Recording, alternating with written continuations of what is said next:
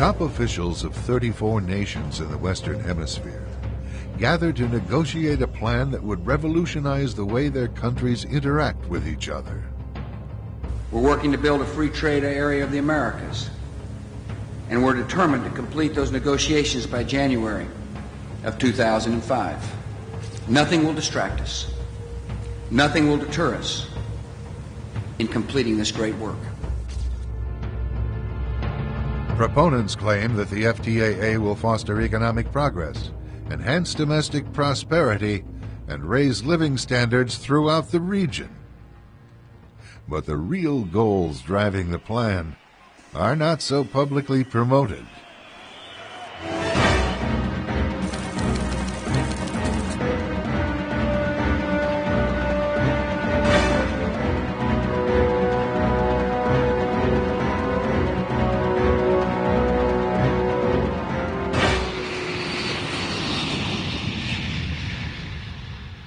To appreciate the real goals driving the FTAA, it helps to understand a movement well underway that targets the independence of nations. Strobe Talbot, editor for Time magazine and later Deputy Secretary of State under Bill Clinton, enthusiastically predicts, nationhood as we know it will be obsolete. All states will recognize a single global authority. Henry Grunwald, former editor-in-chief at Time magazine and later Ronald Reagan's ambassador to Austria, declares that the nation-state will undergo sharp limitations of its sovereignty. And just as the old petty principalities had to dissolve into the wider nation-state, the nation-state will have to dissolve into wider structures. The January 2000 cover of the New Republic proclaims, "America is surrendering its sovereignty to a world government. Hooray!" Headlines in the article by senior editor Robert Wright announce, "World government is coming. Deal with it." Wright reports, much power now vested in the nation-state is indeed starting to migrate to international institutions. World government, he claims, is probably in the cards. And what's more, it's a good idea. These opinion molders imply that natural forces are responsible for the demise of independent nations.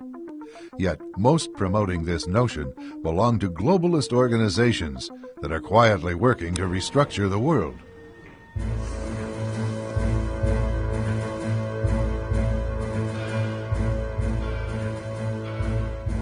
The present drive for world government reflects the age-old lust for supreme power over mankind. Its architects view self-governing nations with individual constitutions and laws and backed by national militaries as obstacles to establishing a world authority. The architects also recognize that nations are reluctant to surrender their independence to a world body. But they discovered that a group of nations could be persuaded to give up substantial authority gradually to a regional alliance. Former National Security Advisor Zbigniew Brzezinski explains this strategy to his fellow globalists. We cannot leap into world government in one quick step. The precondition for eventual globalization, genuine globalization, is progressive regionalization, because thereby we move toward larger, more stable, more cooperative units. Populations of the proposed regional alliances, or blocs, rarely give much concern to these new institutions, because their initial authority seems small. But over time, this authority expands. Planners structure these institutions so that they will merge seamlessly under a world government.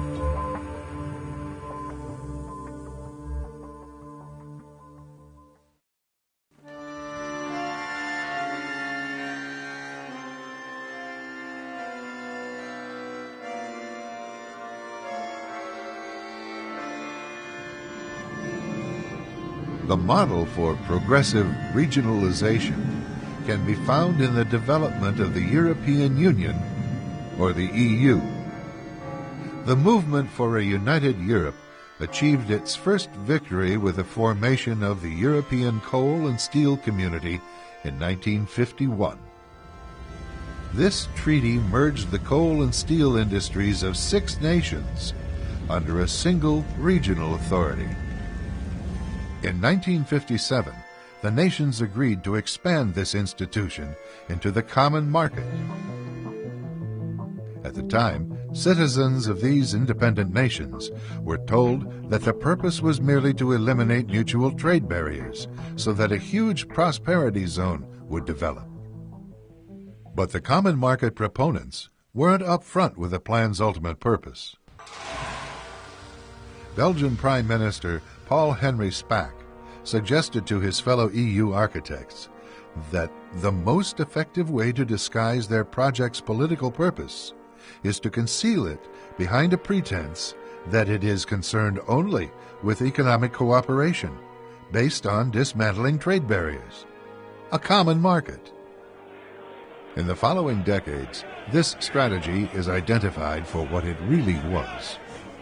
Bernard Connolly, a former senior official in the European Commission, laments, "It has now become clear to us that what we thought was a common market is nothing more than a project to create a European federal superstate in which our sovereignty, Britain's national identity, would be extinguished."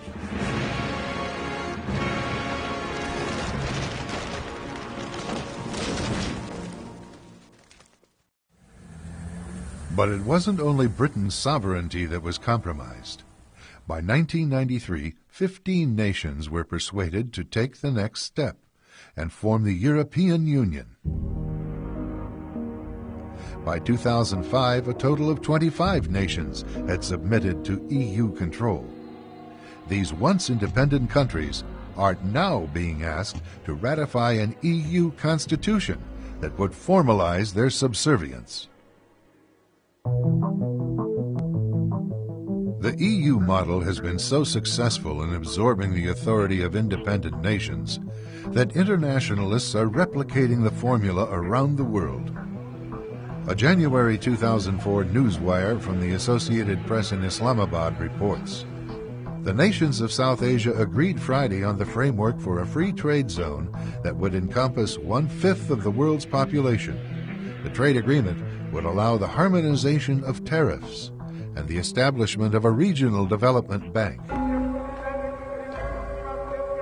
Only months later, an AP newswire from Laos declares that Southeast Asian nations and China signed an accord to create the world's biggest free trade area, a critical step in their vision of a trade bloc to rival Europe and North America.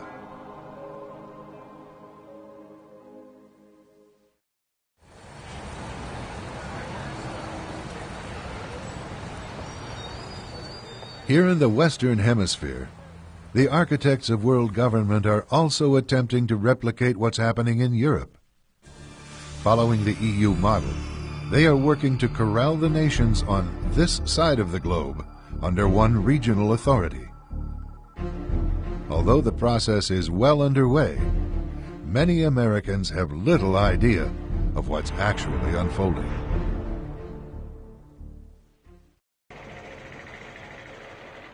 The first milestone in the process was the formation of the North American Free Trade Agreement. The plan was negotiated during the George Bush Sr. administration, but President Bill Clinton, with the help of key Republicans, successfully pushed NAFTA through Congress in 1993. Although many politicians had a vague idea of how the agreement would actually affect trade between the U.S., Mexico, and Canada, only a few recognized NAFTA for what it really is. NAFTA is not a conventional trade agreement, but the architecture of a new international system, championed former Secretary of State Henry Kissinger. Author William Orme, Jr. wrote approvingly in a Washington Post op-ed, "NAFTA lays the foundation for a continental common market, as many of its architects privately acknowledge. The agreement creates a variety of continental institutions that are, in aggregate, an embryonic NAFTA government." Only a year after the formation of NAFTA, President Clinton succeeded in pulling the U.S. into the World Trade Organization. The WTO would establish global policies that NAFTA was expected to implement. Immediately thereafter, Clinton hosted the 1994 Summit of the Americas in Miami. Here, the proposal for the creation of a free trade area of the Americas was formally announced. With the initial exception of Cuba, the FTAA would expand NAFTA to include all nations in the Western Hemisphere. For years, the FTAA architects developed their plan below the surface of public attention. However, a few planners and supporters would reveal their true intentions. Speaking privately to a group in Madrid, Mexican President Vicente Fox declared, "Eventually, our long-range objective is to establish, with the United States, but also with Canada, our other regional partner, an ensemble of connections and institutions similar to those created by the European Union." Fox's statements drew the attention of the Wall Street Journal. The journal openly endorsed Fox's vision. Reformist Mexican President Vicente Fox raises eyebrows with his suggestion that over a decade or two, NAFTA should evolve into something like the European Union, with open borders for not only goods and investment, but also people. He can rest assured that there is one voice north of the Rio Grande that supports his vision, to wit, this newspaper. But Vicente Fox and the Journal represent only the tip of the establishment iceberg. Without being as candid regarding their aims, many prominent leaders are working to implement the EU model in this hemisphere. Soon after assuming the presidency in 2000, George W. Bush Jr., following in Clinton's footsteps, would commit his administration to completing the negotiations for the FTAA. My administration will work closely with Congress toward this goal and to take another step toward completing the free trade area of the Americas. Publicly, the FTAA is promoted as a plan merely to expand trade between 34 nations. But as with NAFTA and the EU, trade issues are merely the pretext for a disguised attack on the independence of nations. In Foreign Affairs, future U.S. Ambassador Richard N. Gardner provides a candid description of how this disguised attack will be accomplished. The House of World Order will have to be built from the bottom up rather than the top down. It will look like a great booming, buzzing confusion. But an end run around national sovereignty, eroding it piece by piece, will accomplish much more than the old-fashioned frontal assault. Enter the booming, buzzing confusion. The FTAA is designed to fit into a constellation of organizations whose relationships and interlocking authorities puzzle casual observers.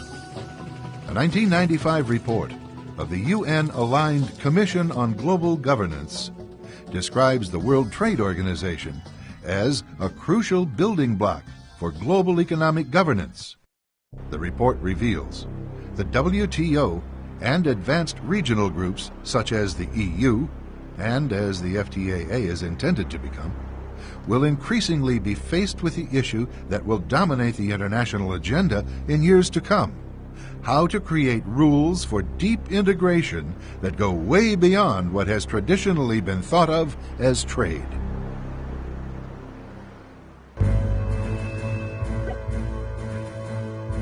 The third draft of the FTAA agreement states that signatory nations must comply with the rules and disciplines of the World Trade Organization.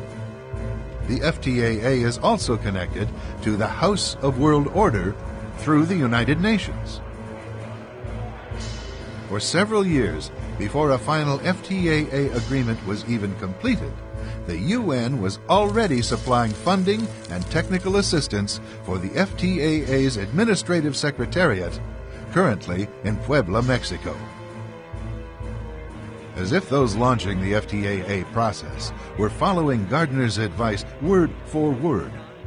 The House of World Order is indeed being built by eroding national independence, piece by piece. Few Americans know what the FTAA is, and fewer still know the danger of what implementing the FTAA will mean. The insiders have chosen the term free trade well, because it belies the true meaning of what is really going on. Karl Marx said in 1848 that free trade was a means of destroying nationhood. Without a doubt, the FTAA will mean that the United States will merge with communist and corrupt governments south of the border, and the country north of the border is socialist. We will lose the protection of our Constitution and become only one vote within a huge power grab. Our borders will cease to exist, and we will become overwhelmed by mass migration from the south. If we adopt the FTAA, we will not lose our freedoms in a day, but month by month, until we wake up one day, just as did Gulliver with the Lilliputians covered with ropes. Hitler did not impose absolute control over the German people overnight, but once he had power, he imposed rules and regulations, ropes if you will, and within a few short years, he pulled those ropes taut over the German people and then Europe. The insiders exert enormous pressure on Congress to support their plans. Regrettably, the leadership of both major political parties yield to this pressure. The only way to protect American independence is for enough Americans to generate informed pressure on Congress. Congressmen love to be reelected. Once they know they have an informed electorate on their hands, they will listen. This informed electorate will come about by enlisting more people into the fight, one at a time. If each of us rolls up our sleeves and starts to talk to our friends and acquaintances with the intent of involving them, we will ultimately not just stop the FTAA, but roll back the entire scheme to destroy our constitutional republic. What is needed is an organized force to defend the principles that formulated the Constitution and has made our country great. This should be the mission of every red-blooded American, and it is the mission of the John Birch Society. If you are ready to roll up your sleeves and help save America, contact us now, or talk to the people who are showing you this video. Now is the time to act.